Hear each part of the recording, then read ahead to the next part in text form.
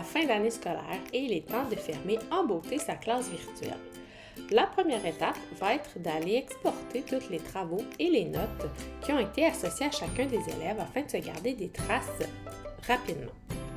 En cliquant sur votre Classroom, dans l'onglet Notes, sélectionnez le devoir de votre choix et utilisez la roue dentelée pour prendre l'option « Copier toutes les notes dans un Google Sheet ».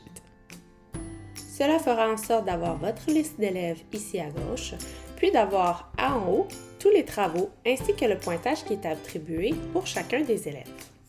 Pour retrouver rapidement ce document, dirigez-vous dans votre disque, dans votre dossier Classroom, et dans le bas, vous retrouverez le document, notes, le nom du Classroom ainsi que la date à laquelle l'exportation a été faite.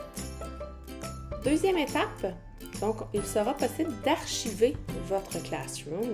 Il faut bien faire la différence entre archiver et supprimer. Donc, archiver, c'est vraiment le fait que le cours n'apparaîtra plus sur la page d'accueil, autant pour vous que pour l'élève, et que, en sélectionnant le menu Les trois petites barres Cours archivé, vous pourrez toujours y avoir accès en consultation, mais que les modifications ne seront plus possibles.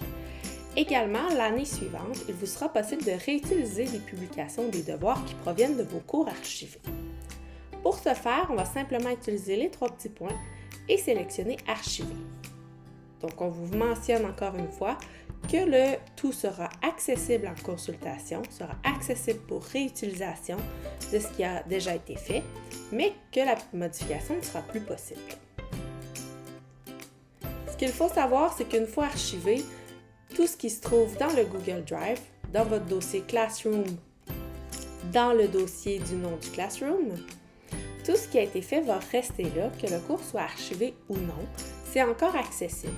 Ce qui veut dire que l'élève également de son côté va pouvoir accéder à ses travaux et aux éléments qu'il a réalisés. Dans le dossier Classroom se retrouvent tous les dossiers de tous les classrooms que vous détenez. À ne pas modifier, supprimer, déplacer aucun de ces dossiers-là, même si ça pourrait être tentant pour faire du ménage, on vous invite à simplement le laisser tel quel afin d'éviter plusieurs problèmes qui pourraient arriver. Pour repérer des classrooms plus facilement dans votre liste lorsque vous en avez plusieurs, vous pourriez simplement utiliser le clic droit, modifier la couleur et ainsi repérer plus rapidement ceux sur lesquels vous avez mis une couleur particulière. Troisième étape, donc, si vous aviez utilisé l'agenda qui était associé au Classroom, on vous invite à vous rendre donc par le menu gaufre à votre calendrier et ainsi, en le repérant, vous pourrez le décocher afin de ne plus voir les événements qui sont associés dans votre calendrier.